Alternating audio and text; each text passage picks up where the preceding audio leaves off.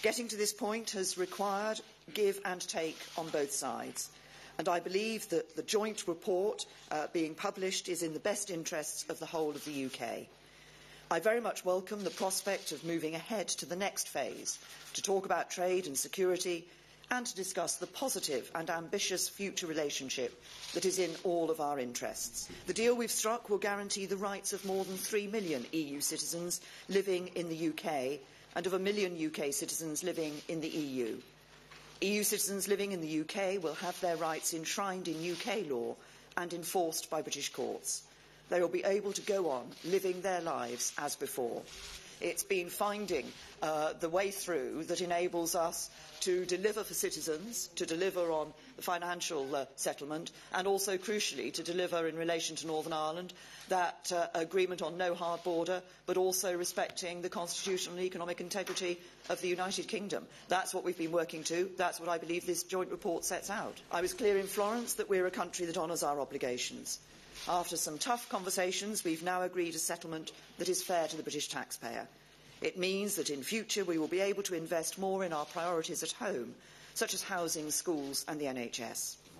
Millions of jobs depend on the future trading relationship we will determine, and I'm optimistic about the discussions ahead. But in the meantime, reaching this agreement now ensures that businesses will be able to make investment decisions based on an implementation period that offers welcome certainty. The British people were given, in a referendum, the opportunity to choose whether to stay in the European Union or not. Parliament was united across all parties in Parliament. A significant majority agreed that that decision would be given to the British people. The British people voted, and they voted to leave the European Union. And I believe it's a matter of trust and integrity in politicians. I believe the people should be able to trust that their politicians will put into place what they have determined. And that's exactly what we're doing, and we will be leaving the European Union. We discussed the joint report agreed by the two negotiators. Prime Minister May has assured me that it has the backing of the UK government. On that basis, I believe we have now made the breakthrough we needed.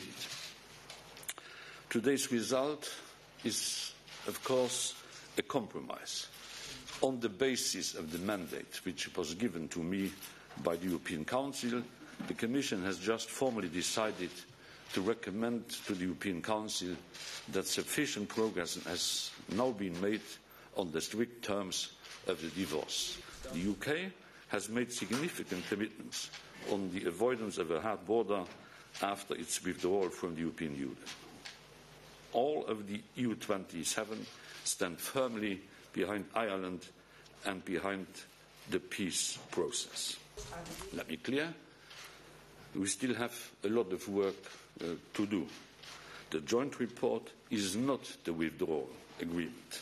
That agreement still needs to be drafted by the negotiators on the basis we have agreed yesterday and today, and then approved by the Council and ratified by the UK Parliament and the European